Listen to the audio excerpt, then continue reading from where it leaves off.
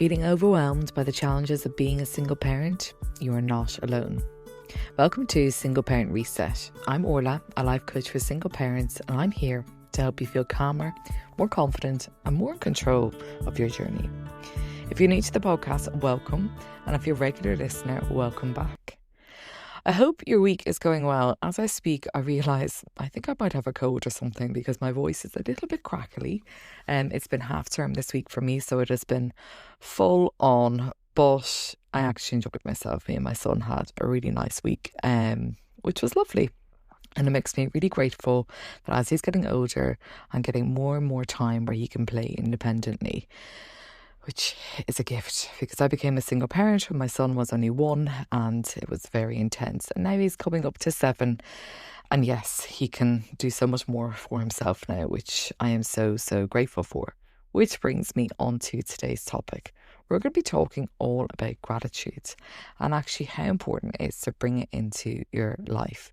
Now, if you've already rolled your eyes or you want to press pause, don't, because I'm going to talk through what it really means and how you can really bring it into your day-to-day to make things just feel a little bit easier and a little bit lighter. So let's take a breath and reset together.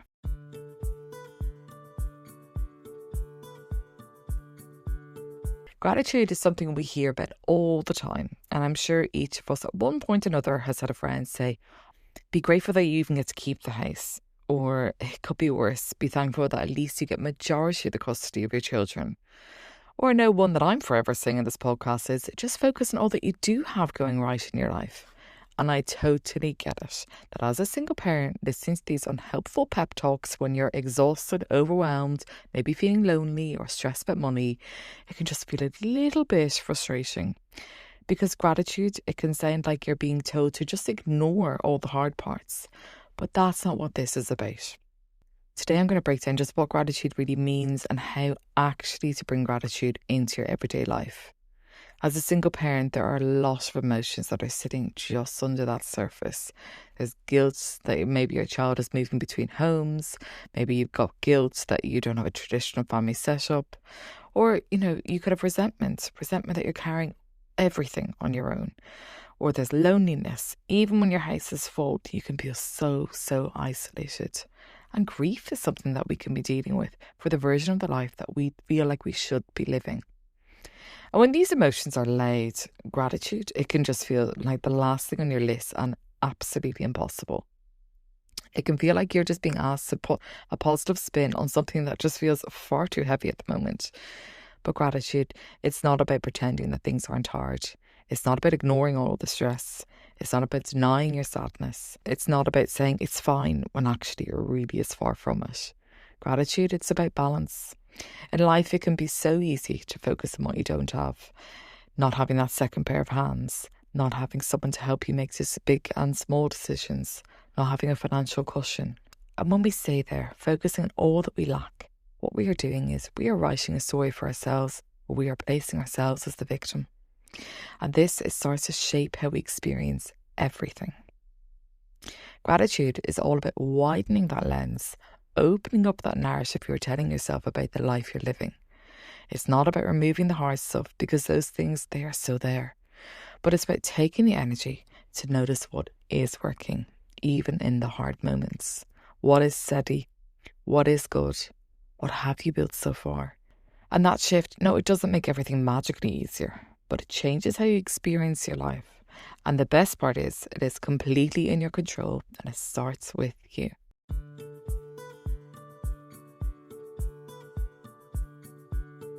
I remember so well in those very early, hard days of becoming a single parent. And my parents came over to visit. And let's face it, I wasn't in a good way. But they were here, they were visiting, and they were here to help. And that was great. But one thing my dad kept saying over and over, which I'm laughing now at the time, did not find it funny, was in the midst of me watching my life just fall absolutely apart. He just kept saying on repeat, well, no one's dying, no one's dead, and no one's sick. And he kept saying it over and over. While I was over here trying to sort my life out, trying to pick up thinking, how am I going to navigate through this? He just kept saying this. Another time, I was like, okay, right, let him just keep saying that thing. He's a parent, he's trying to help you, leave him do it. But actually, it slowly did seep in amongst all of the heaviness. I did start to realise, okay, yes, on the surface, everything has fallen apart here. But really, no one is actually sick. No one is dying here. This is just life circumstances has taken a turn, and I can do something about it. And it was hard and it wasn't easy, but it was something that I've always held on to now. Over the years, when things do feel hard, I'm always thinking, okay, no one's dying, no one is sick. And it's simple things like that and that mindset that has really, really helped me in the tougher moments. And I know it can feel like, oh, but things are still hard. And yes, things are still hard, but it's just being able to see something to hold on to where you can be grateful for are the things that can help you when the moments are hard. So that is what gratitude is for me, and I'm going to talk through it today.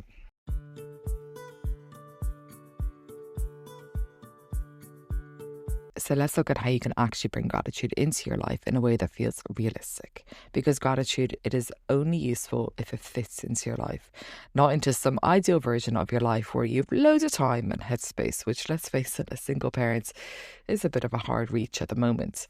So I'm going to share 3 simple ways for you to approach this. No dramatic changes, not another thing on your to-do list, not a full mindset overhaul, just small intentional shifts. So step 1 is all about being specific about your gratitude and why you're grateful for it. So the first thing I want you to do is write down 3 things you're grateful for. But, and this is the most important part, I also want you to write down why. So not just I'm grateful for my kids, but I'm grateful for my children because they bring so much joy and laughter into my home, even in the hard moments. Or not just I'm grateful for my job, but I'm grateful for my job because it gives me independence and security. And it's the why that makes it land. Because when you attach meaning to the gratitude, it's going to land differently. It shifts from being surface level to being something that actually changes your perspective. It moves from being something that you think to something that you really can feel. And this doesn't need to take a long time. You can do it very quickly in the morning before you get up. You can do it just before you go to bed. You can use the notes app on your phone, or you can just think it in your head while you're doing the commute to your work. The goal isn't about creating this lovely, perfect gratitude journal. And what you're doing here with this daily practice is you're not trying to convince yourself that your life is perfect. What you're doing is gently training your brain to start notice what is working in your life. Now moving on to step 2, which is noticing where gratitude feels hard. And this is where it gets a bit deeper and where you can start bringing gratitude to all parts of your life, even the hard parts. So if you imagine your life in different areas, so you've got parenting, your finances, health, career, friendships, your home, co-parenting. Of all of these areas, where does gratitude feel easy and where does it feel almost impossible? You might find that you can be incredibly grateful for your health and your career, but you cannot think of one good thing to say about your finances or co-parenting. And that's okay. It's completely normal to find some aspects of your life harder to feel grateful for than others. But if you want to really bring gratitude practice into your life, it is about finding gratitude even in the trickier aspects of life. So these areas you're struggling to find one good thing to say about, usually they have a belief sitting underneath them. Maybe it's, I shouldn't be grateful for shared care of my children because I didn't choose this. Or maybe it's, if I'm grateful, it means I'm accepting a situation I never wanted. Now this is deeper work, and it takes some time to pause and reflect and be truly honest with yourself. And your gratitude isn't blocked by your circumstances. It's often blocked by the story you're telling yourself about those circumstances. So for example, with me, there were and still are times when my son is with his dad and I just feel so guilty. I'm so focused on the fact that I don't have him full time. And when I'm in that space, that's when gratitude can feel so hard. But then when I shift slightly and think, okay, I'm grateful that he does have a relationship with his dad. I'm grateful that I get space to rest. I'm grateful that when he comes back, I am so much more present. Nothing about the situation changes when I start to think this way, but the lens does. And that changes my experience. And for you, when you notice where your gratitude does feel blocked, don't judge it. Just get curious and start to ask yourself what thought is getting in the way. However, I do want to also say, some situations, they are just hard. if you're navigating conflicts, if your finances are really tight, if co-parenting is strained, if you're in the thick of something that feels unfair or painful, you might just not be able to reframe that thought right now. And that is okay. Gratitude isn't about forcing yourself to find a silver lining in something that still feels raw. It might simply be about finding gratitude alongside it. So, what do I mean here? So instead of trying to feel gratitude for the hard thing, you could look for something steady near it. So maybe you're not grateful for your co-parenting setup at the moment, but you're grateful for the friend who supports you through it. Or maybe you're not grateful for the financial pressure you're experiencing, but you're grateful for your ability to keep showing up. Maybe you're not grateful for how your family looks, but you're grateful for the relationship you're building with your children within it. You don't have to rewrite the whole story. Sometimes it's just enough to widen it slightly. And if you genuinely can't access gratitude in a certain area right now, that's not a failure.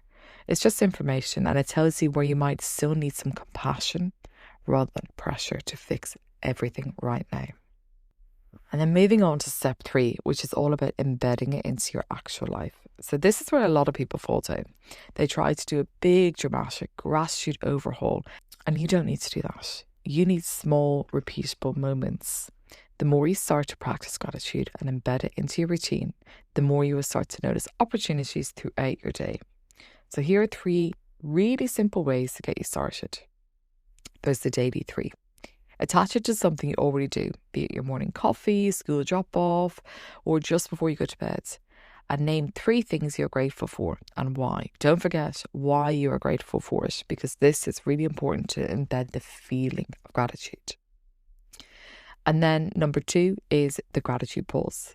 When something small goes well, a smooth handover, a peaceful bedtime, or a nice message from a friend, pause for a few seconds and actually notice it.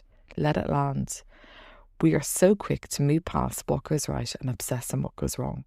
And this retrains that passion and lets you pause and be thankful for the things that happen. And don't forget again to ask yourself, why am I thankful for it? And the third thing you can do is express it outward. This is my favourite. Pick 3 people this week and send a short message telling them something you appreciate about them. It doesn't need to be long. It doesn't need to be a big essay to them. Just something small like, I really appreciate you for checking in the other day. I'm just grateful for you in my life. Or thank you for always being there for us. Gratitude, it grows when it's expressed. And as a single parent, this also builds connection, which is something so many of us crave. So there are 3 things that you can do to embed it into your life. 1, the daily 3, picking one point in your day where you say 3 things you're grateful for and why. 2, the gratitude pause, taking the time to pause for just a few seconds after something good happens and being thankful for it. And 3, expressing it outwards, thinking of someone you are grateful for and sending them a message. These are small acts, but the more you practice them, the more you start to see all the things in your life to be grateful for. And yes, I'm going to say it again, it does not diminish all the things that are hard. But when you start to recognise all the good, the things that are hard, they can feel a lot more manageable.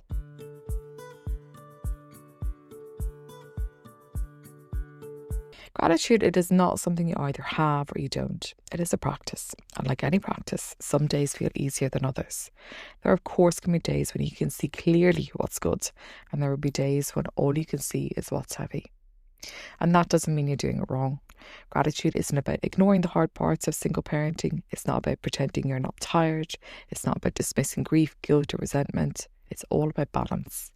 Today we've spoken about writing down what you're grateful for and why, because the why is what makes it meaningful. We also spoke about noticing where gratitude feels easy and where it feels hard, and not to judge yourself, but also to understand what beliefs or emotions might be sitting underneath. And remembering that you don't need to feel grateful for the hard thing itself if it feels too hard for you to do that right now. You can look for something steady alongside it. And finally, we spoke about building gratitude into your daily rhythm. Keeping it small by attaching it to something you do and letting it become a practice rather than pressure. Gratitude is not going to be changing your circumstances overnight, but what it can do is it can change how you experience them. And that shift can make your days feel lighter. So this week, I'm going to challenge you to do one thing. I want you to give yourself 5 minutes get a pen and paper and write down the one thing I'm grateful for this week is, write down whatever it is, and then I want you to say why. Doing this practice for 5 minutes with a pen and paper, you'll be surprised what comes up. And also, after you've done the practice, I want you to recognize how you feel and how it has shifted before you put pen to paper. Thank you so much for listening to this week's episode. I really appreciate you coming along and giving yourself the time to listen to what I have to say to help you in your single parent journey. You're putting yourself first. You're giving yourself this 15 minutes, and that shows that you are definitely moving in the right direction. If you've enjoyed this week's episode, please can you share it with just one other single parent who you think will enjoy the episode as much as you have. And if you want to take the work that you're doing, listen to this podcast further, get in touch with me today to hear about the one-to-one coaching that I do. Or if you'd like me to come into your workplace and host a session for the single parents at your workplace, please get in touch with me. It is something that I do regularly, and it is one of my favourite things to do, getting in a room with other single parents. I'm always saying it because I can't stop talking about it because I love it so much. So yes, if you want to have me come into your workplace, also please get in touch with me as well. All my details are on my website. It's solascoaching.com, SOLAS coaching.com. I'm also on Instagram. I'm on LinkedIn. Check me out there. But for now, thank you so much for listening. Have a good week, and I'll speak to you next week.